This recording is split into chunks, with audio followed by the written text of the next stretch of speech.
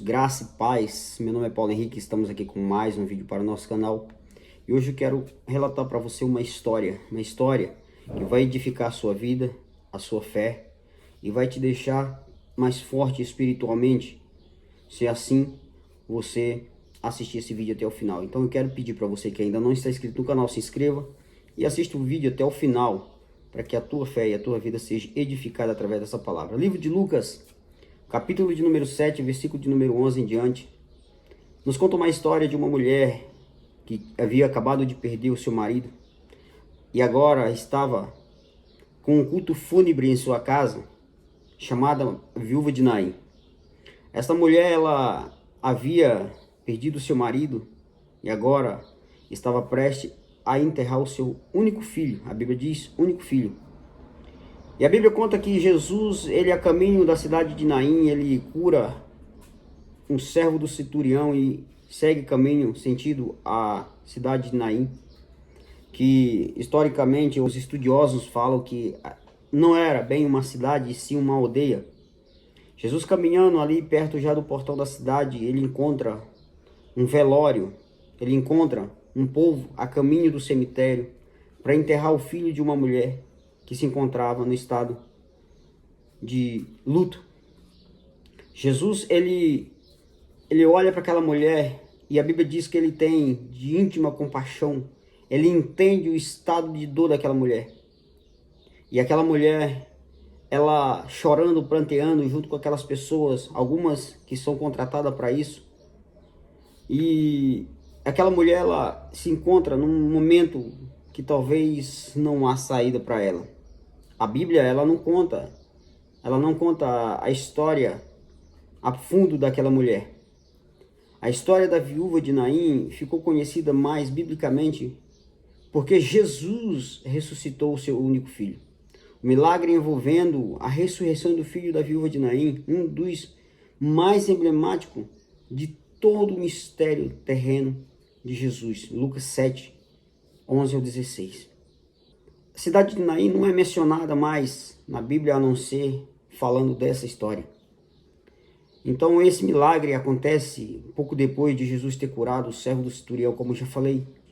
E é interessante notar a progressão na intensidade dos fatos. O servo do centurião estava à beira da morte, enquanto o filho da viúva já havia morrido. No primeiro caso, Jesus ele mostra seu poder com uma doença. E no segundo caso, ele mostra o seu poder enfrentando a morte. Ou seja, trazendo a vida a quem já havia morrido. Nada se sabe da identidade daquela mulher. A Bíblia apenas revela que depois de chorar a morte do seu marido, como eu já falei, ela agora sofria com a morte do seu único filho. A vida de uma mulher viúva naqueles tempos não era nada fácil. A gente nota nas escrituras sagradas que Deus ele exorta para apoiar as viúvas, porque muitos olhavam para aquelas pessoas, as mulheres viúvas, com um olhar de inferioridades. Agora essa mulher se encontra viúva e sem filho. Por um acaso, a vida foi completamente rigorosa com aquela mulher. A Bíblia diz que aquela viúva vivia em Naim. Naim estava mais para uma pequena aldeia do que para uma cidade. Em nenhuma outra parte da Bíblia Sagrada essa cidade é mencionada. Naim ficava localizada próxima à margem do sul da Galiléia, a certa distância de Samaria. Acredita-se que a aldeia estivesse a cerca de 10 quilômetros a sudeste de Nazaré e 40 quilômetros de Cafarnaum.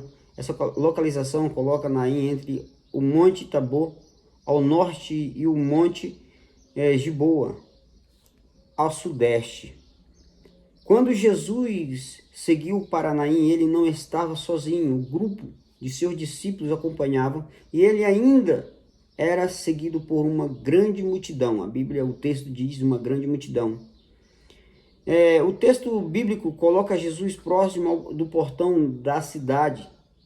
Quando deparou com o cortejo fúnebre, o filho da viúva de Naim aquele cortejo saía pelo portão da cidade, porque os mortos não podiam ser sepultados dentro de uma cidade judaica. A viúva de Naim não chorava a morte do seu filho sozinha. Uma grande multidão da cidade compartilhava de sua dor. Naquela época era costume dos judeus enterrar os seus mortos no mesmo dia da sua morte, ou no máximo no dia seguinte. Como foi dito, não era permitido enterrar os mortos dentro dos limites da cidade. Por isso, um cortejo fúnebre partiu da casa da viúva de Naim em direção ao cemitério, além dos portões da cidadezinha. Normalmente a mãe caminhava na frente do cortejo enquanto homens jovens carregavam o esquife com o corpo do morto. Logo atrás vinha uma multidão que incluía pranteadores e flautistas, até mesmo carpinteiras profissionais, que eram as pessoas contratadas para chorar naquele velório. Eram contratadas para prantear, e além disso, se um grupo de pessoas cruzassem com o funeral no caminho, por respeito, essas pessoas deveriam acompanhar o cortejo até o lugar do sepultamento. Foi justamente quando o cortejo fúnebre estava saindo da cidade que Jesus se aproximou de Naim, mas em vez de se posicionar entre as pessoas do cortejo para honrar o costume de acompanhar o sepultamento do morto, Jesus se dirigiu diretamente à viúva de Naim. A Bíblia diz que o coração de Jesus se condoeu por aquela mulher. Isso significa que ele ficou profundamente comovido pela situação que a viúva estava enfrentando. Ele entendia a sua dor e teve compaixão dela.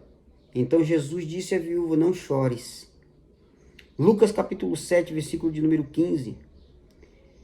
Quando Jesus disse não chores, eu fico imaginando a cara daquelas pessoas que ouviram essa voz, essa fala de Jesus. Eu fico imaginando o pensamento daquela viúva ao ouvir um estranho falar para ela: não chores. Imagina aquela mulher dizendo consigo mesmo nos seus pensamentos: como não chores?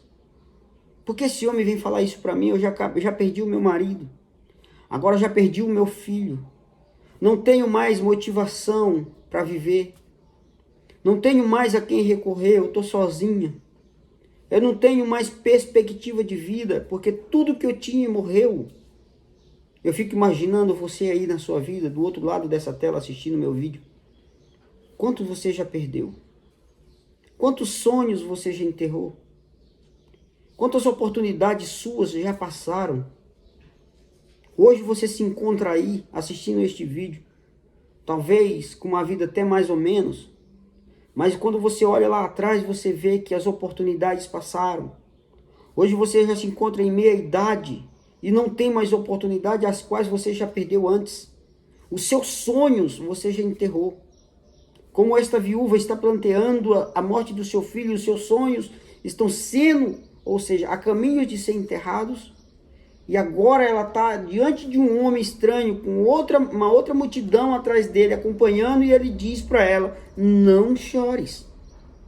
Quando Jesus diz não chores, eu entendo que ele está dizendo: para você não tem jeito, para você não tem saída.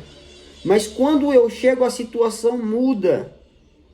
Quando eu chego, a morte tem que se transformar em vida. A doença se transforma em saída. Você ainda não me conhece, você ainda não ouviu falar de mim, mas não chores, porque eu tenho a solução para o teu pranto. Aquela mulher, ela se encontra num momento de desespero. Aquele momento seria o último momento dela junto com seu filho, mas só que seu filho já estava morto. Agora Jesus chega para ela e diz: não chores, porque eu tenho a solução para o seu problema. Apenas acredite. E Jesus me enviou hoje, através deste vídeo, para te dizer que o teu problema tem solução. A tua dor é passageira e Ele tem a solução. Ele é a solução para você.